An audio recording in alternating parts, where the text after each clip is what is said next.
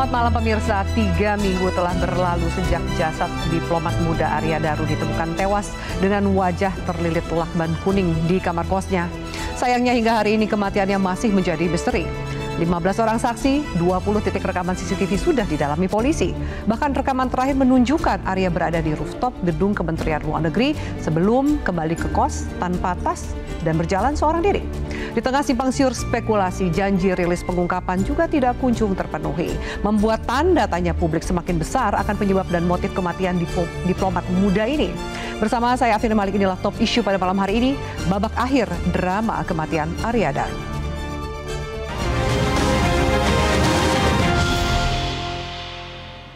Dan pemirsa, untuk membahasnya sudah hadir narasumber di Metro TV, anggota Komisi Kepolisian Nasional atau Kompolnas Muhammad Khairul Anam. Cak Anam, selamat malam. Selamat malam. Terima kasih. Kabar? Baik, terima kasih sudah hadir. Kami juga hadirkan ada mantan Kabar Eskrim, periode Kabar Eskrim periode 2008-2009, Pak Susno Duaji. Selamat malam, Pak Susno. Selamat malam, Mbak Fiani. Selamat malam, pemirsa. Terima kasih sudah hadir, Pak Susno. Dan kemudian kami juga hadirkan seorang kriminolog, Luki Nur Hadianto. Mas Luki, selamat malam. Malam, Mbak Fi. Saya akan tanya lebih jauh, pertama adalah ke Cak Anam yang hari ini Kompolnas diajak untuk ikut gelar perkara di Polda Metro Jaya. Kurang lebih apa hasil gelar perkara yang bisa dibagikan kepada pemirsa hari ini, Cak Anam? Ya, yang pertama-tama ini sebenarnya bukan gelar perkara ya. Ini semacam ANEF gitu, evaluasi, update dan sebagainya. Yang pertama-tama memang menindaklanjuti pertemuan sebelumnya. Nah, bedanya dengan yang hari ini tuh semua yang berkaitan dengan penjelasan itu kami minta untuk didatangkan ahlinya. Yeah. Jadi ada dokter forensik, ada asifor, psikolog forensik, ada digital forensik, ada teman-teman dari identifikasi gitu ya. Semuanya datang di situ. Nah, itu menjelaskan satu-satu. Misalnya soal CCTV ya, CCTV yang CCTV yang mana nih? Macam-macam. Ya, CCTV kan ditangani oleh satu pihak aja. Ya, yang memang ahlinya di situ. Itu dijelaskan. Kita tanya, ini bagaimana Anda mendekati CCTV? Dijelaskan pendekatan soal CCTV-nya itu dia gelontor aja gitu ya. Dia lihat semuanya, apakah ada satu misalnya sisipan? Enggak. Pemotongan juga enggak. Nah, durasi CCTV yang diambil jam berapa sampai jam berapa ternyata itu sangat lengkap. Panjang, sangat lengkap. Digital juga begitu. Digital itu kalian ambil, rekan-rekan kepolisian ambil itu dari mana saja, ya, dari laptopnya ada berapa? Ada 2. Dari HP yang mana? HP yang dulu pernah dipakai, kan HP yang dipakai di terakhir belum sampai ketemu. Saat ini juga belum ketemu. Dan itu juga kami tanya, penjelasan belum ketemu juga kami tanya pendekatannya bagaimana, caranya bagaimana.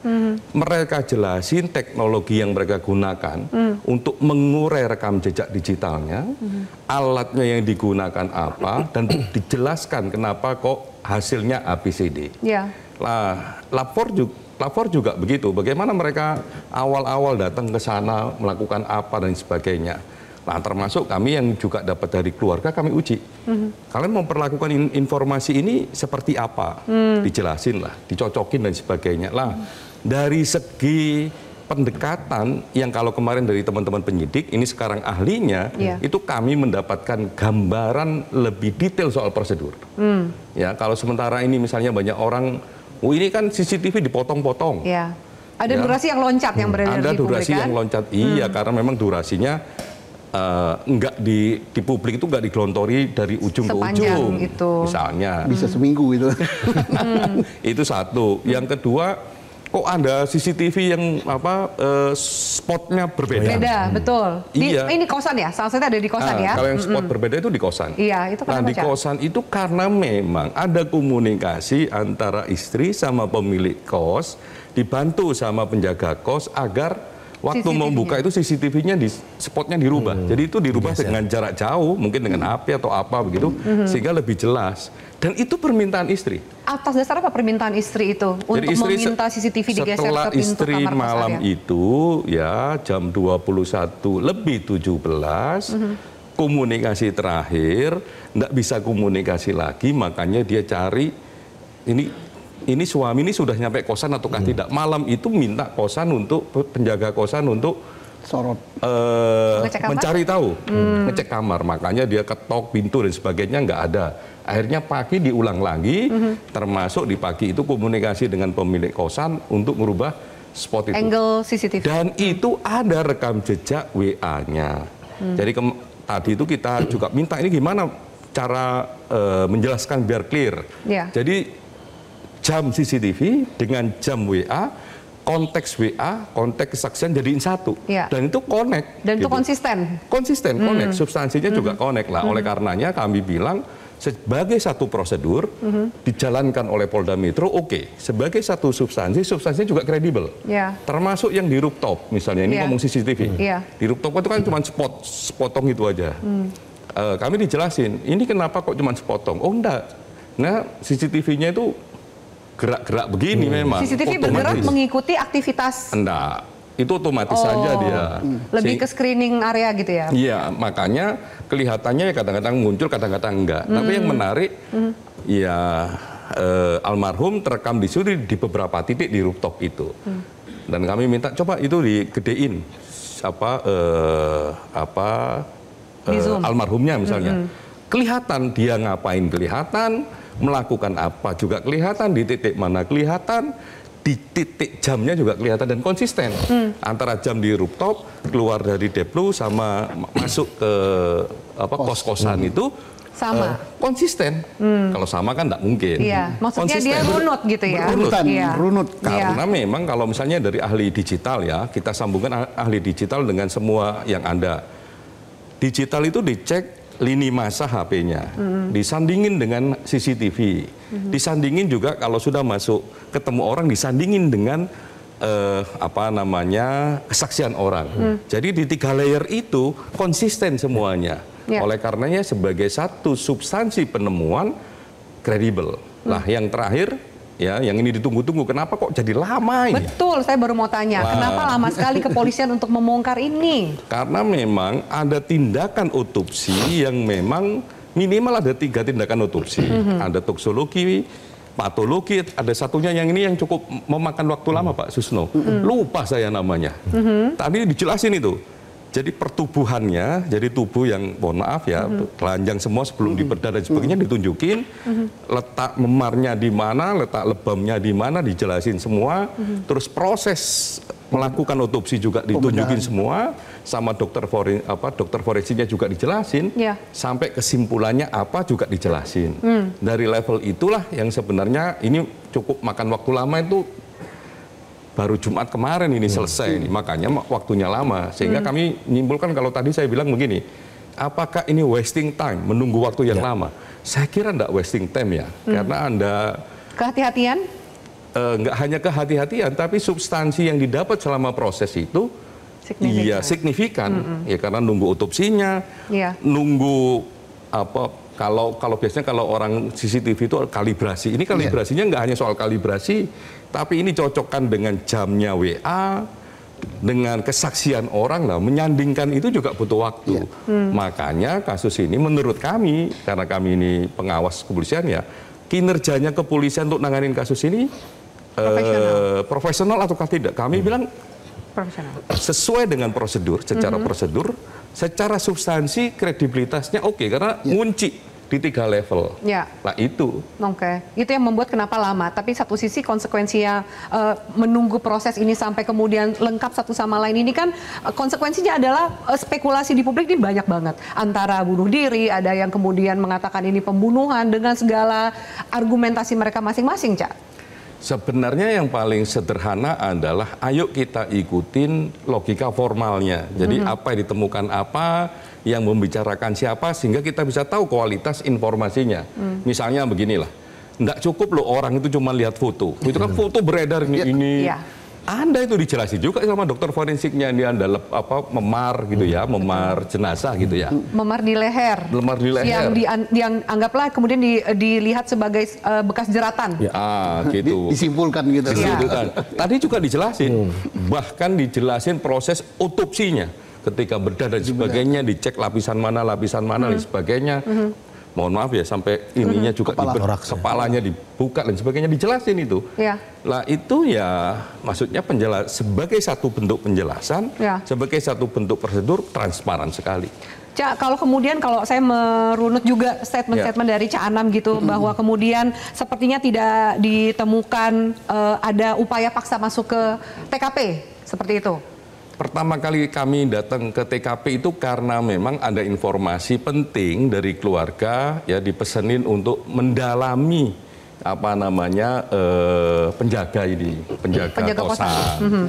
Ya sebenarnya kan kami juga langsung bisa datang ke polisi minta apa yang terjadi, karena ada pesan dari keluarga kayak gitu, makanya kami datang ke TKP untuk ngecek sebenarnya apa yang diomongkan oleh penjaga kosan dan bagaimana cara dia membuka pintu dan sebagainya, posisi kunci dan sebagainya, posisi plafon, terus suasana malam itu kebetulan karena waktu itu rame, ada penghuni yang masih ada di situ, penghuni keluar dari kamar, kita tanya, ini suasana malamnya gimana, hening, ada sesuatu yang mencurigakan? Enggak. Ada, kok kamu yakin nggak ada sesuatu yang mencurigakan? Enggak ada, wong kalau di situ ada tikus loncat di dapur aja dia dengar. Nah itu enggak, itu hening. Saya tanya, kamu tidur jam berapa? Jam 1, kurang lebih jam 1. Lah sebelum jam 1 kan masih bangun, tapi di dalam kamar. Lah constraint waktu itu jadi signifikan dalam konteks kematian almarhum ini. Lah sehingga kami cek dengan hasilnya di teman-teman polisi, nyambung apa yang diharapkan oleh keluarga dengan apa yang ada dalam kerjaan polisi dalam konteks kos-kosan juga nyambung. Terutama soal yaitu kan istri WA penjaga kos. Nah itu kita cek penjaga kosnya, benar nggak kamu WA ini, apa konteksnya, jamnya berapa, posisimu di mana. Jadi kesimpulan awalnya ini bunuh diri, Cak? Kesimpulan awalnya dan kesimpulan akhirnya biarkan Polda Metro Jaya sebagai penanggung jawab yang harus menyampaikan. Oke, baik. Kami harus jeda. Saya minta tanggapan Mas Luki dan juga Pak Susno. Apakah Pak Susno dan Mas Luki juga punya teori yang lain? Karena pertanyaannya apakah ini bunuh diri atau ini pembunuhan? Usai jeda pemirsa, tetaplah bersama kami.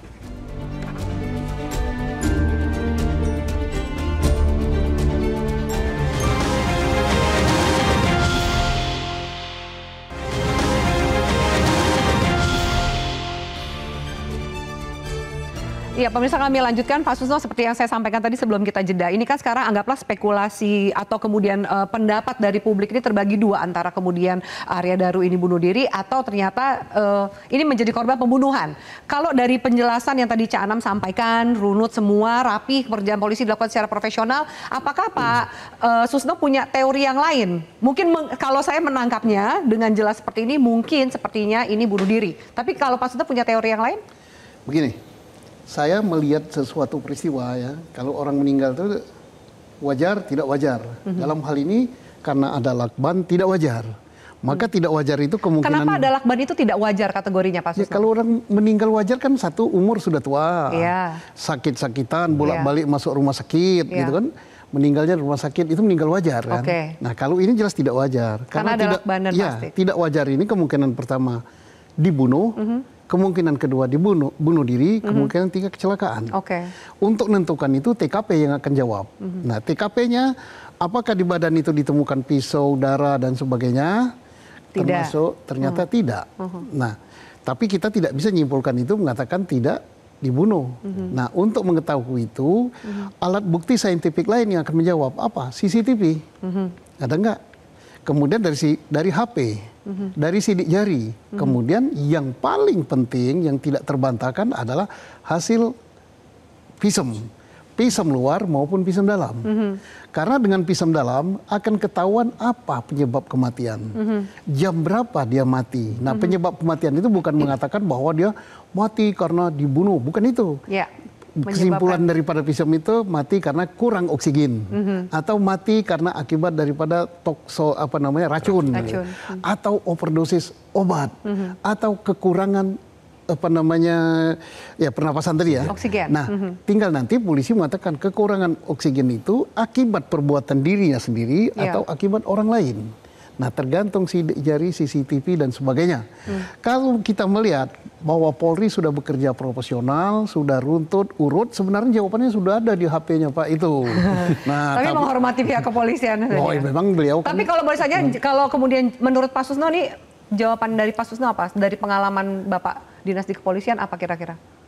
Perkiraan saya sama dengan Pak Anam. Pak Anam tadi nggak mau ngomong dan nggak boleh ngomong. Tapi kalau Pak Susno apa tanggapan? Saya kan sebagai senior tidak boleh mendahului ya.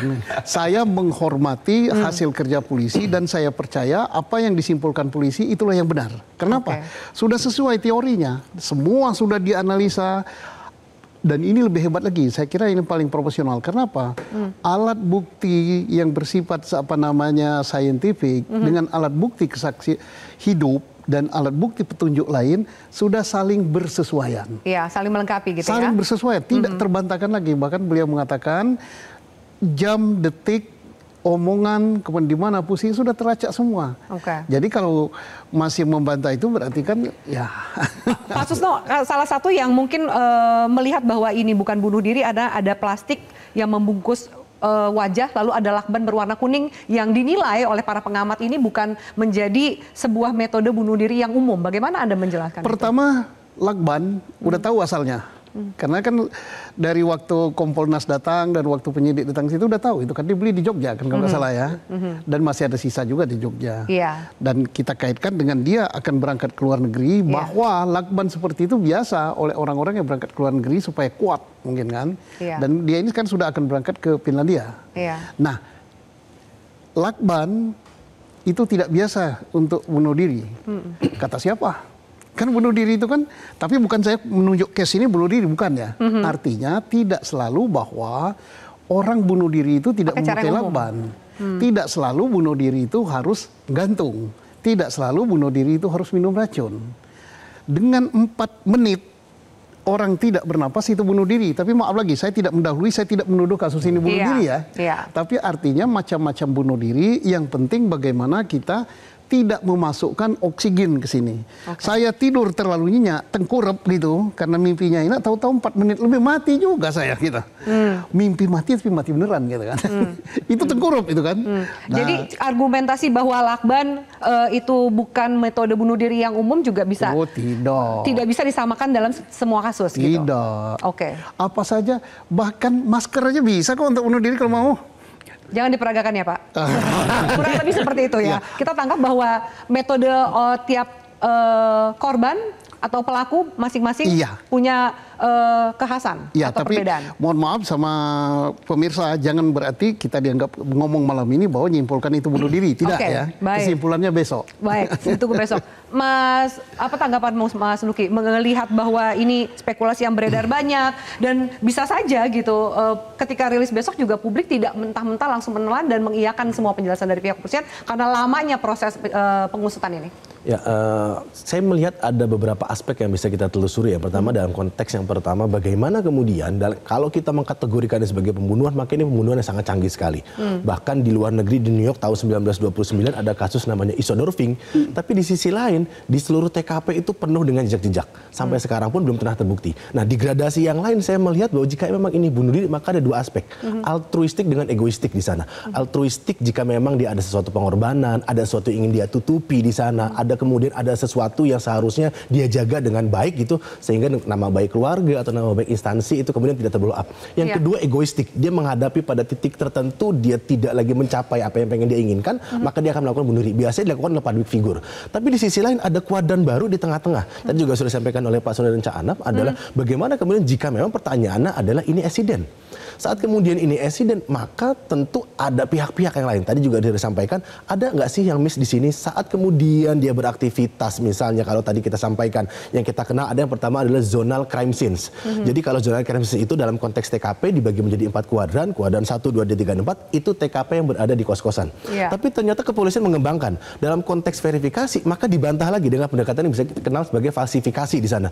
Jadi yang kita kenal sebagai point-to-point crime scenes di sana. Ada poin GI, ada poin Kementerian Luar Negeri, ada poin kos-kosan, bahkan ada poin di mana kemudian komunikasi antara keluarga itu terjalin di sana. Dan dalam konteks konteks inilah saya pikir peran dari kepolisian itu merangkai di sana. Jadi saat kemudian kasus ini kemudian menjadi perhatian publik, saya pikir tuntutan pihak kepolisian tidak lagi sekedar untuk membuktikan apa yang terjadi pada diri dari korban atau kemudian almarhum. Tapi bagaimana kemudian menjadikan ini menjadi satu rangkaian yang komprehensif sehingga poin to poinnya ini bisa terangkai dengan cukup baik. Yang bisa menjadi pertanyaan berikutnya adalah bagaimana seseorang yang sudah kehilangan HP-nya masih bisa memesan secara online. Saya pikir bisa jadi juga apakah kemudian ini menjadi signifikan, tapi di sisi lain apakah menjadi stimulus dari kematian tersebut. Itu yang pertama. Silakan dilanjutkan. Yang kedua adalah saya pikir juga dalam konteks panopticon surveillance yang terjadi di kos-kosan, CCTV juga banyak sekali ya Pak Anam ya. Jadi mulai dari CCTV yang beredar di sana dan saya pikir counter juga ada dari pihak sini juga ada dan itu akan meng-capture. Jadi yang pertanyaan berikutnya adalah apa yang ingin diketahui dari pihak istri atau kemudian keluarga sampai kemudian tidak ingin mengganggu aktivitas dari suaminya. Padahal HP-nya tidak kemudian diketemukan. Jadi ada dua hal yang menurut saya mungkin nanti atau kemudian besok gitu ya, ini akan mendekati kalau kita minjam istilah dari Marvel gitu ya, endgame. Meskipun ini adalah babak akhir, tapi masih ada guardian dari segala kemungkinan itu terjadi. Meskipun mulai mengerucut gitu. Jika memang kita berbicara mengenai jika memang ini adalah homicide, maka terkategorisasi sebagai intimate part of homicide. Orang-orang yang terdekatlah yang harusnya terlibat di sana. Tapi kemudian menjadi lebih kecil, 10%. Kemudian kita berbicara mengenai suicide di situ. Tadi saya sampaikan ada altruistik, ada egoistik. Lebih lagi mengecil, misalnya menjadi 20%. Nah, tinggal kita berbicara mengenai ada di tengah-tengah, apakah memang 70% ini terkait dengan accident atau lebih mengarah ke pihak homicide atau bahkan suicide. Mas Luki tadi menyatakan ada 3.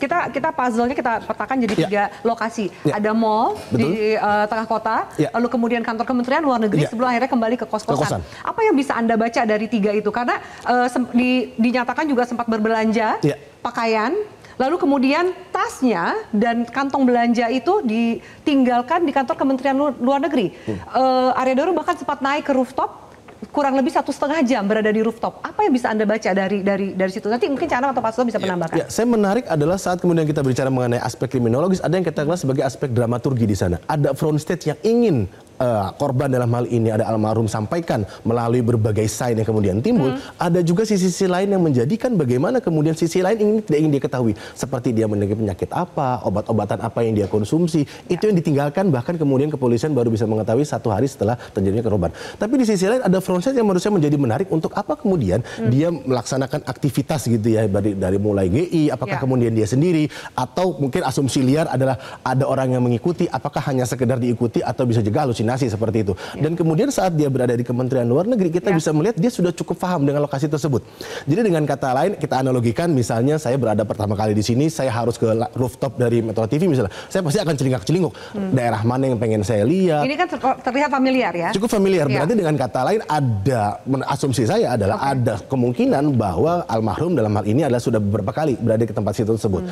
Terus juga ada kemungkinan juga bahwa almarhum mengetahui letak CCTV dari seluruh lokasi yang dia sudah aktivitasnya dia sudah mereka sering ikuti. Jadi 3 aspek inilah yang seharusnya bisa memetakan. Makanya tadi saya sampaikan kepolisian tidak lagi berada pada tingkat verifikasi, tapi falsifikasi. Untuk apa falsifikasi?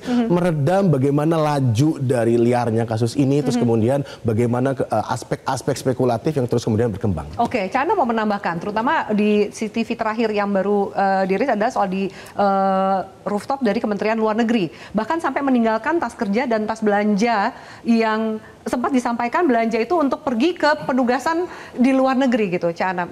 Mungkin banyak yang bertanya, orang bunuh diri mungkin apa iya mau belanja bahkan persiapan untuk film, bagaimana menjelaskan itu? Iya, yang pasti barang belanjaan yang ditinggal di rooftop sama dengan barang belanjaan yang ada di WA antara almarhum dan istrinya. Jadi ketika komunikasi soal belanja itu ada komunikasi yang menurut saya juga baik. Yaitu beberapa barang itu ada di rooftop itu sehingga itu menjadikan firm bahwa barang itu nyambung aktivitas di GI, di mall ya sama di rooftop. Yang kedua yang nggak kalah penting sebenarnya tadi saya tertarik ngomong gimana itu bisa membayangkan orang kehilangan HP atau HP-nya enggak di tangan dia, bisa pesan online. Enggak pesan online, naik taksinya tidak online. Naik taksinya tidak online dan itu juga terekam ya dalam WA-nya, dalam WA dan dalam CCTV. Ini taksi ini berarti dari mana ke mana nih, Cak? Menggunakan taksi dari mana ke mana? Dari pusat perbelanjaan tersebut ke satu tempat yang akhirnya ke Kemlu. Jadi itu juga terekam. Jadi terekamnya tidak hanya dalam satu spektrum CCTV yang didapatkan oleh Polda, tapi juga terekam dalam percakapan dengan keluarga. Dan kami juga dapat itu, makanya nyambung ini. Satu. Nah yang kedua sebenarnya itu ya, jadi tidak ada pesan-pesan online. Termasuk juga dari Deplu ke kosan juga nggak pesan online. Itu berarti taksi di tengah jalan lah gitu ya? Taksi populer ya, kalau yang dari Deplu ya memberhentikan, tapi yang dipilih adalah taksi yang populer, yang kredibel lah. Baik, tadi jadi tidak ada pemesanan kendaraan secara online untuk berpindah ke satu titik ke titik yang lain. Soal rooftop, apa yang bisa dilihat? Aktivitasnya apa sih? Karena 1,5 jam ini cukup panjang dan kemudian meninggalkan tas kerja serta tas belanjaan. Di rooftop itu kan kalau kita tahu persis ya, posisi gedungnya, itu kan masing-masing punya konsekuensi. Di titik ini itu jarak antara rooftop sama rooftop di bawahnya cuman satu gedung misalnya ya, 12, 11. Di titik yang lain 12 sampai 4, berarti 8 tingkat. Lah itu ngecek itu. Salah satu yang terekam di situ. Dan terekam juga misalnya apakah dia cuma berhenti di situ ataukah memang mencoba untuk sesuatu yang membawa konsekuensi nantinya dengan tubuhnya dia sebagai ketika diotopsi. Itu juga ada. Nah saya nggak bisa menyebutkan biar disebutkan oleh Polda Metro. Nah yang paling penting itu soal lakban ya. Jadi lakban ini ada juga komunikasi yang mempertegas lakbannya dari mana. Karena pada awalnya juga Polda juga susah nih nyari lakbannya ini dapatnya di mana. Akhirnya ketika dia komunikasi sama keluarga, ternyata memang lakbannya dibeli di Jogja bersama keluarga. Dan yang paling penting ketika di TKP, ini tadi saya tanya kepada, mumpung ada ahlinya ya, ada lapor, ada dokter forensik, ada inden gitu. Ini lakban berisi sidik jarinya siapa? Nggak ada kecuali almarhum. Dan di berapa titik lakban ada sidik jarinya? Ada beberapa. Bagaimana cara membandingkan betul nggak ini sidik jarinya korban atau sidik jari orang lain? Mereka tunjukin caranya, termasuk perbandingan dengan benda-benda yang sering dia pegang. Makanya teman-teman ahli tadi bilangnya ini sidik jari laten, termasuk disandingkan dengan sidik jari di KTP, di NIK. Sehingga firm itu sidik jarinya itu. Nah, terus kita tanya, ini sidik jarinya, kalau ini agak teknis ya, ini sidik jarinya tangan sebelah mana? Itu sampai sedetail itu. Sampai sedetail itu, nggak perlu saya jawab, biarkan Polda Metro. Tapi dari segi kami tadi mendalami ya, terus kita cek dengan pertanyaan-pertanyaan kayak gitu, mereka juga bisa jawab dengan sangat cepat dan sangat baik. Saya kira memang prosedurnya oke. Ya. Cak, tapi kan logikanya memasukkan plastik dulu, lalu melakban wajah korban gitu ya, Arya Daru itu kan butuh waktu. Bisa saja mungkin itu bagaimana menjawab itu bahwa tidak ada tangan lain yang menyentuh itu? Salah satunya kalau kita lihat kondisi pertubuhan ya, badan lah istilah orang awamnya, itu adalah warna ya, warna dari tubuhnya. Nah itu juga mencerminkan nanti konsekuensi pilihan dari nutup plastik sama lakban. Warna biru itu ya, di titik-titik tertentu itu menunjukkan memang kurang oksigen lagi itu. Jadi memang dari segi TKP yang paling kecil ya, paling kecil itu adalah kamar, paling kecil lagi adalah tempat tidur itu tidak ada rekam jejak yang lain kecuali rekam jejaknya almarhum. Dicek dari Inafis kayak begitu. Kita cek kemarin kemarin sama tadi gimana menjalankan prosedurnya. Baik. Kita harus jeda dulu, Pak Susno. Saya akan minta tanggapannya. Usai jeda, pemirsa tetaplah bersama kami. Kami masih akan membahas babak akhir drama kematian dari Arya Daru. Tetaplah di Metro TV.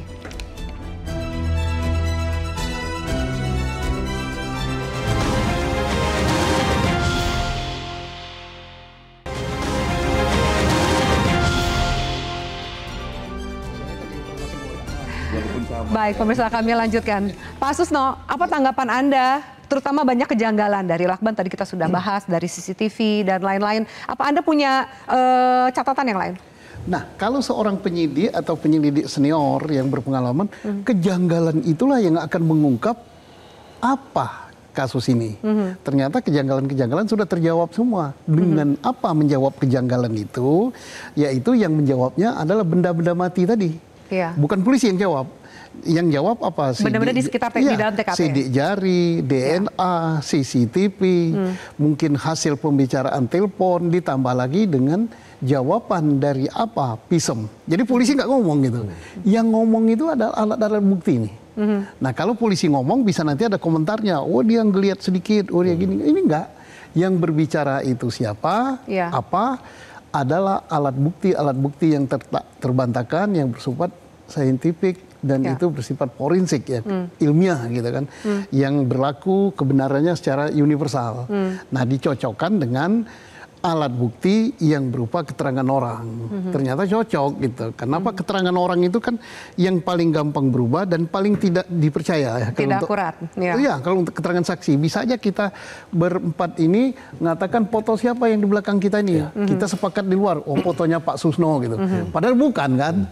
Berarti kita bersepakat dalam kebohongan. Pak Susno, mungkin nggak ini dilakukan oleh seorang profesional, indikasinya adalah pembunuhan, tapi kemudian rekayasa TKP dilakukan menuju ke supaya terbaca sebagai bunuh diri? Kalau jawaban daripada pribadi semua mungkin, tapi kalau jawaban daripada alat bukti kan sepertinya itu pasti. Tidak. Alat bukti tadi itu udah jelas sekali apa yang diuraikan itu. Saya tidak mengatakan tidak apa ya, nanti saya mendahului polisi. Oke, baik. Kalau kemudian apa yang diuraikan oleh Pak Hairul tadi clear and clean gitu kan, dari segi cara kerja, profesionalisme, dari segi kaitan alat bukti satu dengan lain itu saling bersesuaian. Inilah alat bukti yang akurat, bukan dari segi jumlah. Jumlah boleh, alat bukti telah kami ketemukan 5 atau 3 macam alat bukti, tapi nggak saling bersesuaian percuma. Tapi kalau ini tadi saling bersesuaian. Sinkron lah, kurang lebih seperti itu ya. Ada handphone yang kemudian masih dianggap hilang, belum ditemukan, C6. Lalu kemudian ada rekam medis yang kemarin juga disampaikan.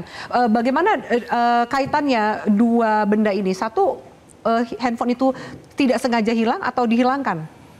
Jadi sebenarnya kalau alat digital ya yang digunakan itu ada beberapa. Ada HP yang pada waktu peristiwa memang dipakai berkomunikasi dengan semua pihak ya, termasuk dengan istrinya, dan HP yang sudah lama nggak dipakai. Ada laptop, ada 2 laptop, terus ada benda-benda kecil ya, flash disk, penyimpan data, itu semua dibuka.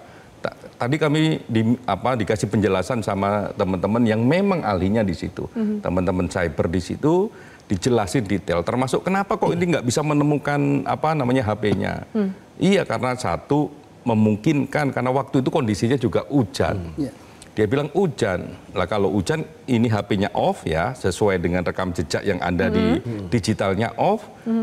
Ya kena air ya dia bukan jadi benda elektronik, bisa jadi benda saja. Itu yang juga susah dilacaknya. Padahal itu sudah dibandingin dengan CCTV di titik-titik BTS. Jadi ngelacaknya juga dengan titik-titik BTS. Titik BTS terakhirnya handphone itu ada di mana? Biar dijelasin sama Polda. Tapi titik BTS-nya sudah ketemu. Pokoknya intinya sudah bisa dilacak, bisa ditelusuri. Rapi begitu.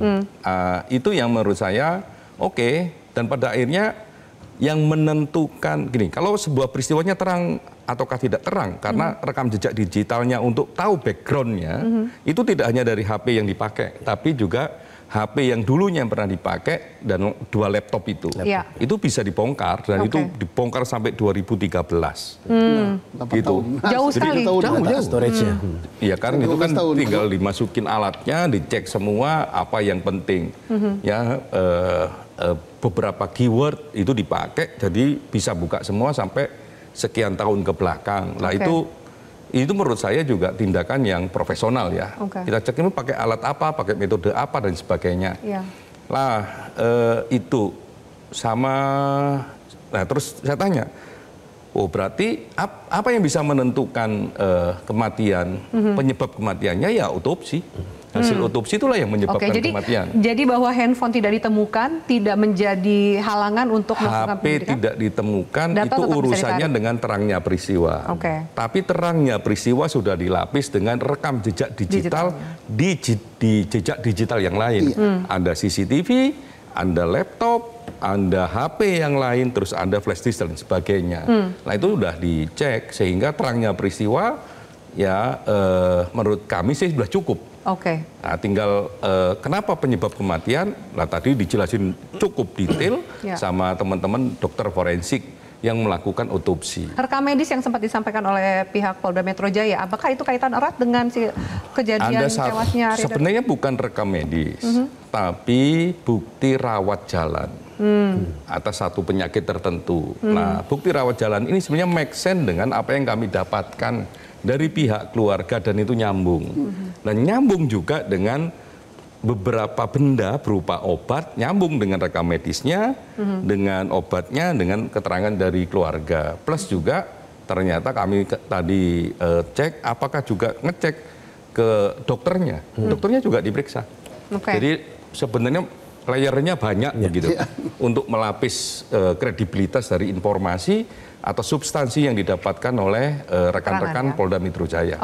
Baik. Kita harus jeda. Nanti saya tanya lebih jauh. Mas Luki, kalau kemudian anggaplah ini pilihannya bunuh diri atau pembunuhan. Kalau bunuh diri, tanda-tandanya seperti apa? Mengingat bahwa Arya Daru mungkin punya keluarga yang cukup harmonis, kemudian karirnya juga terlihat cukup baik, bahkan ada penempatan di pos di Finlandia yang dianggap cukup strategis. Apakah bisa terlihat bahwa ini ada indikasi bunuh diri dari secara luar ya?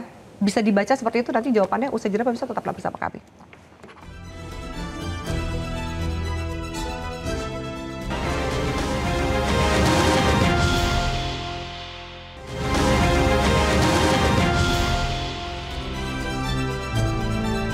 Ya, baik pemirsa, kami lanjutkan. Mas Luki, jika ternyata ada indikasi Arya Daru kehilangan nyawa karena bunuh diri, tapi kan bunuh diri kan banyak penyebabnya. Banyak juga yang melihat karirnya bagus di secara profesional, bahkan sempat berbelanja di hari H, nyawanya hilang, bahkan keluarganya sudah bersiap-siap juga untuk mengikuti ke pos penempatan berikutnya di Finlandia. Bagaimana menjelaskan bahwa mungkin saja ada dorongan itu? Ya, dalam konteks memang korban yang ditemukan tidak wajar ini, saya tertarik kepada 3 aspek juga. Yang pertama, saat kemudian kita kerucutkan lagi, apakah memang ada keterkaitan dengan stres burnout dalam konteks pekerjaan. Maka dalam konteks ini yang akan sangat dirugikan, apalagi ini sudah menjadi konsumsi nasional, ada Kementerian Luar Negeri. Bagaimana tekanannya, bagaimana penempatannya, atau misalnya ada tekanan-tekanan dari relasi kuasa yang terjadi di antara dunia pekerjaan. Yang kedua, gradasi yang kedua adalah dalam konteks keluarga. Tentu ini bisa menjadi pukulan telak dan tentu kita tidak bisa mendahului penyidik dalam hal ini, bagaimana kemudian upaya-upaya keluarga untuk dapat mempertahankan atau kemudian istri yang melakukan pengecekan secara berkala kepada suaminya meskipun dalam kondisi yang sudah cukup larut seperti itu. Yang ketiga yang bisa kita gradasi berikutnya ada sirkel pertemanan. Dalam konteks orang yang meninggal tidak wajar, apakah dalam konteks pembunuhan atau kemudian dalam konteks suicide atau bunuh diri, maka pertemanan ini menjadi salah satu kunci. Biasanya dalam konteks tentu ada orang-orang yang memang bersifat inklusif di sana.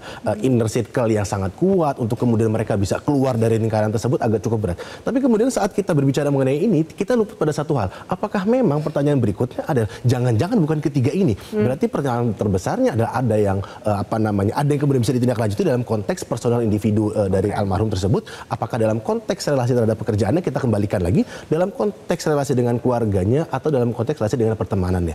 Maka gradasi inilah yang seharusnya bisa menjadi dikonfirmasi lagi oleh pihak penyidik. Bagaimana kemudian dari sekian banyak bukti yang tadi sudah terpapar oleh Cak Anam juga dan Pak Susno juga untuk kemudian bisa mengerucutkan asal muasal dari kematian tersebut, atau kemudian ada dampak latennya. Apakah memang ingin diungkapkan lagi kenapa kemudian korban ingin menghabisi nyawanya sendiri? Cak Anam ada mau menambahkan, terutama soal konteks mungkin banyak tanda-tanda gitu kalau kemudian orang dalam tekanan, tapi kan sepertinya tidak terlihat karena masih sempat jalan ke mall, masih sempat melakukan berbelanja, bahkan masih sempat kembali lagi ke kantor di Kementerian Luar Negeri gitu.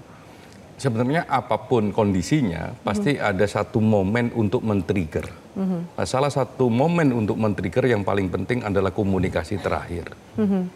Ya, itu akan membawa dampak, bisa jadi efeknya traumatis ke belakang dan sebagainya.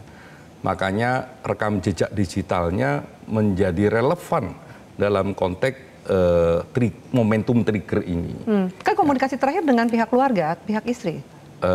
Apakah itu menjadi momentum yang menjadi trigger? Iya, nanti biar dijelasin sama Polda Metro. Karena tidak hanya dengan keluarga, ya. Semoga besok juga bisa diungkapin sama Polda Metro ya. Tapi itu momentum terakhir itu jadi sangat penting juga untuk menjelaskan kenapa kok pilihannya kematian, gitu ya. Apapun latar belakangnya, tapi itu bisa membuka. Kalau tarik ke belakang itu banyak hal yang bisa dibuka ya. Itu satu. Yang kedua, kami sebagai Kompolnas mengucapkan terima kasih sebenarnya kepada semua pihak, publik, netizen dan lain sebagainya yang bersuara terhadap kasus ini. Tapi juga berharap banyak untuk ayolah kita mulai mengisi ruang publik kita ketika kita berkomentar dan sebagainya. Jejaknya menjejak itu pada fakta-fakta yang ada. Walaupun juga terbatas. Nah, karena faktanya juga terbatas, ya komentarnya juga bisa terbatas. Sumbang kami ya pengawasan ini dengan keberanian Anda untuk bersuara. Tapi keberanian Anda untuk bersuara, ayo kita letakkan pada rekam jejak faktual. Kalau kebanyakan analisis asumsi nanti kemana-mana. Atau spekulasi malah menjadi bola liar. Tapi kalau rekam jejak faktual itu sangat membantu. Minimal bukan membantu Kompolnas, tapi membantu keluarga korban yang kehilangan, yang mendapatkan peristiwa kejahatan. Atau membantu polisi agar polisinya pada koridor yang profesional. Nah, tradisi ini yang saya kira penting untuk kita ingatkan untuk kita semua. Asumsi-asumsi ini sejauh mana mempengaruhi keluarga korban? Karena Cak juga sempat ke Jogja bertemu dengan keluarga korban. Ada dua hal asumsi-asumsi ini. Yang pertama memang menjadikan terangnya peristiwa ini semakin berat bagi keluarga korban. Yang kedua yang menakutkan saya, ayolah kita jaga hak korban untuk tetap mendapatkan dignity-nya. Ya, martabatnya ya. Saya takut itunya. Baik, Pak Susno terakhir Pak, silakan. Pertama, saya sangat sependapat dengan Pak Hairul Anam ya, selaku Kompolnas, dan saya juga menghimbau pada netizen. Terima kasih. Komentar dan apa-apa itu sangat bagus untuk mendukung polisi, walaupun kadang-kadang bertentangan dengan apa-apa itu memacu polisi untuk mengungkap. Tapi setelah terungkap dengan berbagai alat-alat bukti yang tak terbantahkan, mari kita berpikir rasional dan juga dengan tetap menghormati hasil kerja polisi, menghormati keluarga, dan kita menjaga keluarga yang dalam duka cita untuk sama-sama kita tidak membuat asumsi yang macam-macam. Justru menguatkan keluarga almarhum gitu ya untuk menghadapi situasi duka ini. Ya, bahwa artinya peristiwa seperti ini bisa menimpa siapa saja. Baik, terima kasih banyak Pak Susno, Mas Nuki, Cak Anam untuk diskusi kita pada malam hari ini. Semoga bermanfaat untuk pemirsa dan kita nantikan rilis dari polisi esok hari. Pemirsa, di balik kamar yang terkunci memang ada pertanyaan yang belum terbuka. Publik masih menanti apa penyebab hilangnya nyawa. Polisi memang tidak boleh tergesa, namun juga jangan terlalu lama jika tak mau asumsi semakin kemana-mana. Yang ditunggu adalah rilis pengungkapan berisi kebenaran. Kita nantikan besok kebenaran seperti apa yang akan dilakukan oleh kepolisian. Saya Evi Malik undur diri. Selamat malam, sampai jumpa.